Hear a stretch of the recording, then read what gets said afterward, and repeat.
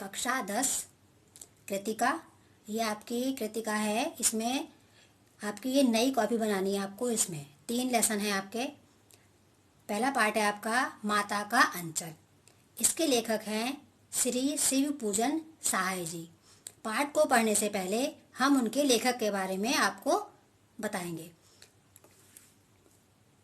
अर्थात लेखक का परिचय।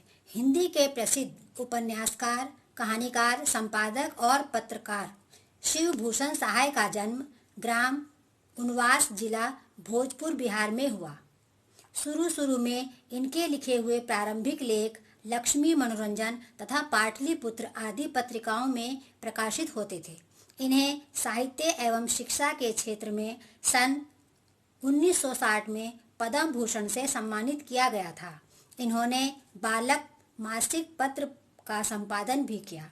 स्वतंत्रता के बाद ये बिहार राष्ट्रभाषा परिषद के संचालक तथा बिहार हिंदी साहित्य सम्मेलन की ओर से प्रकाशित साहित्य नामक शोध समीक्षा प्रधान त्रैमासिक पत्र के संपादक थे। इनकी प्रमुख रचनाएं हैं वे दिन वे लोग, कहानी का प्लॉट, मेरा जीवन, स्मृति शेष, हिंदी भाषा और साहित्य, ग्राम सुधार, देहाती दुनिया, विभूति, माता का अंचल आदि।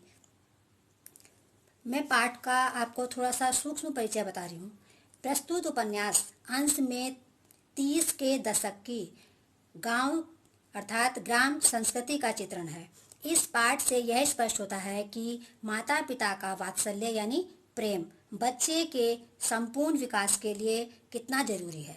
बच्चे का पिता से अधिक लगाव था, फिर भी विपदा के समय वह पिता के पास न जाकर माँ की शरण लेता है। इस पाठ में तत्कालीन समाज में पारिवारिक परिवेश का सहज चित्रण किया गया है। अब है पाठ का सारांश। उपन्यास के प्रमुख पात्र यानी कैरेक्टर। तारकेश्वर नाथ ने अपने माता पिता तथा अपने बचपन के साथियों के साथ जुड़ी भावनाओं को चित्रित किया है। तारकेश्वर नाथ जी के पिता उन्हें प्यार से भोलानाथ कहकर पुकारते थे। भोलानाथ के पिताजी सुबह उठकर नहा धोकर पूजा के लिए बैठ जाते। माता से केवल दूध पीने का नाता था। कहने का मतलब यह है कि जो भोलानाथ था वो पूरे दिन अपने पिताजी के पास रहता था, खेलता कूदता था और मम्मी के पास केवल बस दूध पीने के लिए या खाना खाने के लिए ही जाता था। इसलिए पिता के साथ ही वे बैठक में सोता। पिताजी जब उठते भोला को भी सुबह ही उठा देते, नाश्ता कराते, नहला धुलाकर पूजा पर बिठा देते। भोला के जिद करने पर पिता उसके चौड़े माथे पर एक प्रकार का तिलक भी लगा देते। सिर पर लंबी लंबी जटाएं थी, यानी उनके बाल बहुत लंबे लंबे थे। भोला बन जाते, यानी जब बाल नहीं कटते हैं, बाल लंबे होते हैं और उनके पिताजी जो थे उनके माथे पर तिलक लगा देते थे तो ऐसा लगता था कि जैसे बम भोला है यानी शिव जी है। पिताजी को बाबूजी तथा माता को मैया कहकर पुकारते थे। जब बाबूजी रामायण का पाठ करते तब भोलानाथ उनके पास बैठकर आईने में अपना मुंह निहारा करते थे। कहने का मतलब है कि जब मम्मी पापा पूजा पाठ करते हैं तो जैसे आप लोग हैं या छोटे भाई बहन होते हैं, बच्चे होते हैं, तो वो जो है अपनी पूजा करने में ध्यान नहीं लगाते हैं बल्कि इधर उधर की चीज़ें देखते रहते हैं। तो वैसे ही भोलानाथ जब उनके पिताजी रामायण का पाठ करते थे तो हो सकता है उनकी जहाँ उनकी पूजा घर हो वहाँ पर एक शीशा हो, तो वे अपना जो है चेहरा शीशे में देखते रहते थे। जब बाबूजी उन्हें देखते तो वे शर्माकर आईना नीचे रख देते थे। कहने का मतलब कि वो पास में शीशा रखा हुआ उनका, तो वो शीशा देखते थे। जब पिताजी उनको देख लेते थे आँख खोल कर कुछ भी है तो वो तुरंत शीशा नीचे रख देते थे। पूजा पाठ के बाद पिता 1000 बार राम राम लिखकर उसे पाठ करने की पोथी के साथ बांध कर रख देते। 500 बार कागज के छोटे छोटे टुकड़ों पर राम राम लिखकर आटे की गोलियों पर लपेटकर गंगा जी की ओर चलते। भोलानाथ भी उनके कंधे पर विराजमान रहते। जब बाबूजी गंगा जी में मछलियों को खिलाने के लिए एक एक गोली फेंकते, तब भोला कंधे पर बैठे बैठे ही हंसा करते।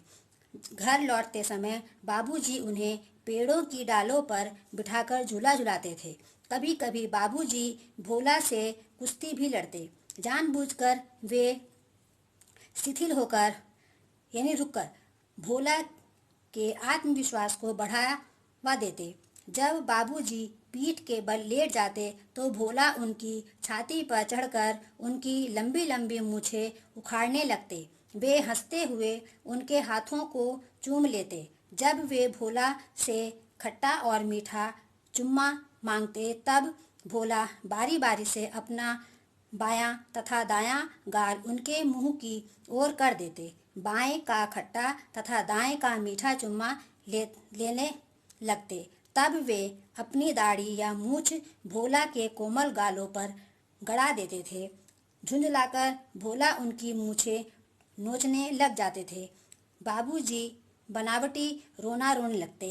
तब भोला खिलखिलाकर हंसने लग जाते।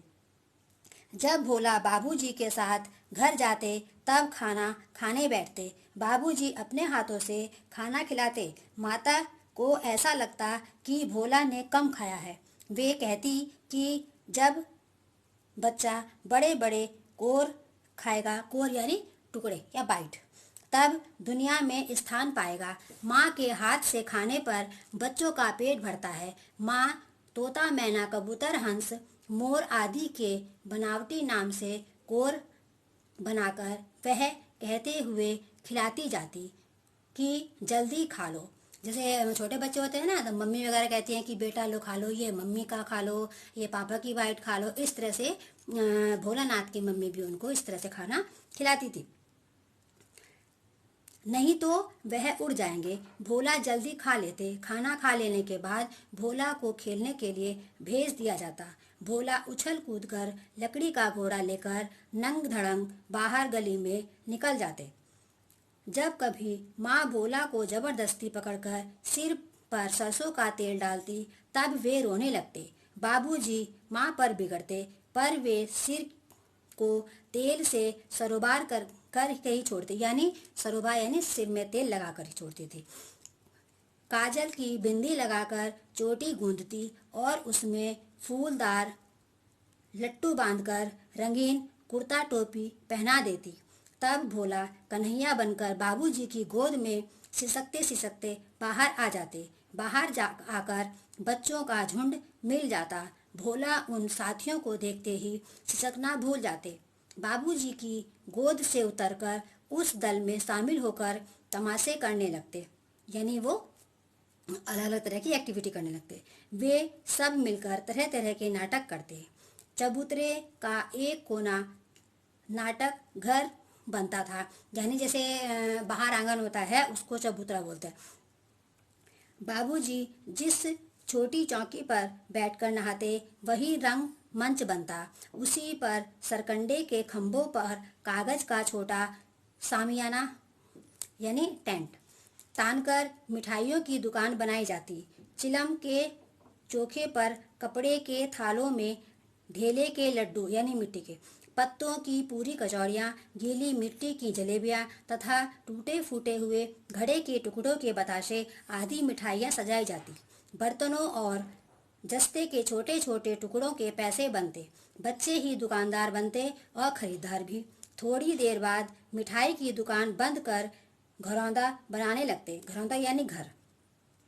मिट्टी की दीवार और तिनकों का छप्पर, दातून के खंभे, दिया सलाई की पेटियों के किवाड़, घड़े के मूड़े की चूल्हा चक्की, दिए की कढ़ाई और बाबूजी की पूजा वाली आचमनी यानी छोटी चम्मच कलछी बन जाती। पानी के घी मिट्टी का आटा और बालू की चीनी से वे बच्चे दावत तैयार करते तथा वे ही दावत खाने बैठते।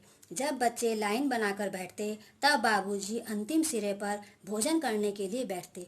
बाबूजी को देखते ही बच्चे हंसकर घरौंदा तोड़कर भाग जाते। बाबूजी हंसते हंसते लोट-पोट हो जाते और पूछने लगते, फिर कब भोज होगा भोलानाथ। कभी कभी बच्चे बारात का भी जुलूस निकालते थे। तनस्तर का तंबूरा बनाते और उसको बजाते। आम के उगते हुए पौधे को घिसकर शहनाई बनाई जाती। टूटी चूल्हेदानी की पालकी बनाते। भोलानाथ समधी बनकर बकरे पर चढ़ते। बारात एक कोने से चलकर दूसरे कोने तक पहुंचती। लकड़ियों की पटरियों से घिरे गोबर के लीपे आम और केले की टहनियों से सजाए हुए छोटे से आंगन में कलसा रखा होता। वहीं पहुंचकर बारात वापस लौट आती। लौटते समय खटोली पर लाल कपड़ा डालकर उसमें दुल्हन को बिठाकर वापस लाया जाता। लौटते समय जब बाबूजी जैसे ही लाल कपड़ा उठाकर दुल्हन का मुंह देखने लगते, सभी बच्चे हंसकर भाग जाते। थोड़े समय के बाद फिर लड़कों की मंडली इकट्ठी हो जाती। सब सलाह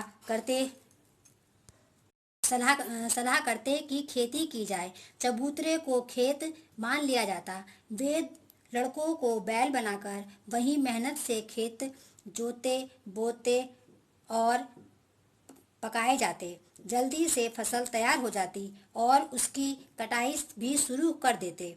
काटते समय गाते थे, ऊंच नीच में बई कियारी, जो उपजी सो भई हमारी। फसल को एक तरफ रखकर उसे पैरों से रौंद डालते। कसोरे का सूप बनाकर ओसाते और मिट्टी के दिए की तराजू पर तौलकर राशि तैयार कर देते थे, यानी पैसे तैयार कर देते कि उसका क्या रेट है।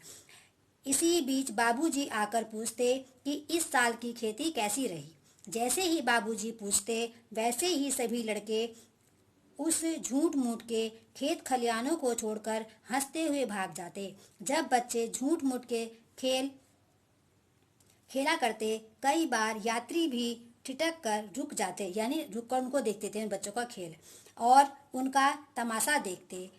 ददरी के मेले जाने वाले आदमियों का झुंड देखते तो सभी बच्चे उछल कूद कर चिल्लाने लगते, चलो भाइयों, ददरी सातु पिसान की मोटरी, यानी किसी चूल्हे के आगे आगे जाती हुई ओहाकार पालकी देखते तो खूब जोर से चिल्लाने लगते। रहरी यानी अरहर में रहरी पुरान रहरी, डोला के कन्या हमार महरी। भोलानाथ को याद है कि एक बार बूढ़े दूल्हे ने उन्हें ढेले से मारकर दूर तक खदेड़ा था। उसके घोड़े जैसे मुंह को देखकर भोलानाथ को हैरानी होती कि ससुर ने कैसा दामाद ढूंढा है। कभी कभी खूब आंधी आती थी। सभी लड़के बाग की ओर दौड़ पड़ते। चुन चुन कर गोपी आम खाते थे, यानी जो आम होते हैं चूस चूस खाते थे वो। एक दिन जोरों से आंधी आई। आकाश काले बादलों से ढक गया। बादल गरजने लगे, बिजली चमकने लगी, ठंडी हवा चलने लगी। तब लड़के चिल्ला उठे, एक पैसा की लाई बाजार में छितराई, बरखा उधरे बिलाई। परंतु वर्षा नहीं रुकी, बल्कि और तेज हो गई। सभी लड़के पेड़ की जड़ से तने से चिपक कर खड़े हो गए, जैसे कुत्ते के कान में छोटे कीड़े चिपके रहते हैं। वर्षा बंद होते ही बाग में बहुत से बिच्छू नजर आए। सभी डरकर भागने लगे। उन लड़कों में बैजू बड़ा ढीठ था, यानी एक बच्चा था, उसका नाम था बैजू। अचानक रास्ते में बूढ़े मूसन तिवारी मिल गए। बैजू ने उन्हें चिढ़ाया, बुढ़वा बेईमान, मांगे करेले का चोखा। सभी लड़कों ने बैजू के सुर से सुर मिलाकर चिल्लाना शुरू कर दिया। जैसे ही तिवारी जी ने लड़कों को खदेड़ा तो सभी अपने अपने घर तेजी से भागे। जब तिवारी जी को कोई लड़का न मिला तो वे सीधे पाठशाला पहुँचे, यानी विद्यालय में पहुँचे। वहाँ से उन्होंने 4 लड़कों को भोलानाथ और बैजू को पकड़कर लाने को कहा। बैजू तो भाग गया, भोलानाथ लड़कों द्वारा पकड़ लिए गए। गुरुजी ने खूब खबर ली। यानी उनकी पिटाई करी होगी, डांटा वाटा होगा उन्हें।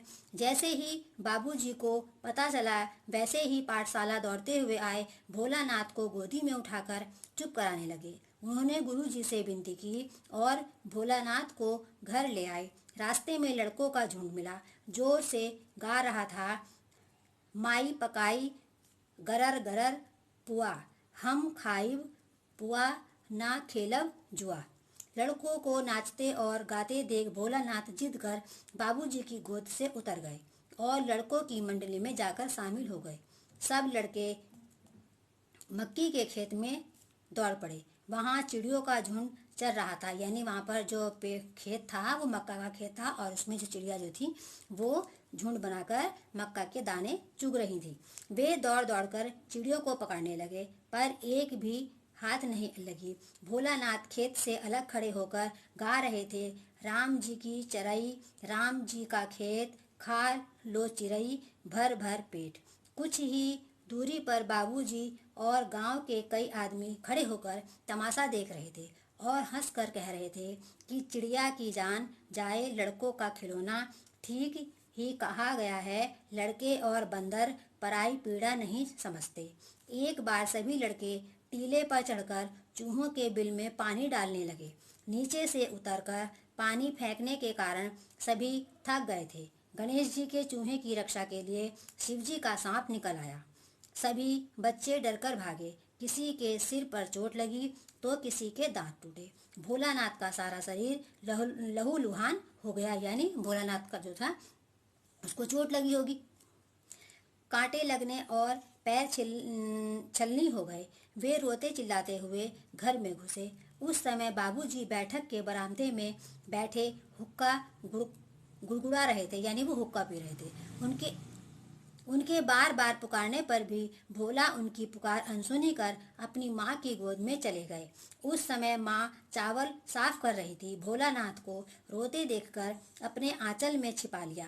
डर से कांपते देखकर सब काम छोड़कर स्वयं भी रोने लगी। भोलानाथ को डरा हुआ देखकर रोने का कारण पूछने लगी। जल्दी से हल्दी पीसकर घावों पर लगाई। घर में बहुत शोर मच गया। भोलानाथ केवल धीमी आवाज में कांपते हुए सा सा सा कहते हुए माँ के आंचल में छुप रहे थे। सारा शरीर थरथर कांप रहा था। भोलानाथ आंखें खोलना चाहते थे पर खुल नहीं रही थी। माँ बार बार उन्हें निहार रही थी और गले लगा लेती थी। उसी समय बाबूजी दौड़कर आए। वे उसे माँ की गोद से अपनी गोद में लेना चाहते थे, पर भोलानाथ ने माँ का आंचल नहीं छोड़ा, क्योंकि उस आंचल में उन्हें प्रेम और शांति मिल रही थी। कहने का मतलब है कि पाठ का मूल भाव यह है, कह सकते हैं हम, लेखक ने यह दर्शाया है कि बच्चा कितना ही पापा से प्रेम करे, मगर जब उस पर कोई विपत्ति आती है या कुछ आती है तो वो माँ की शरण में ही जाता है, माँ के आंचल में ही जाता है। उसे अधिक प्यार जो है माँ की गोद में ही मिलता है। पाठ का सारांश समाप्त।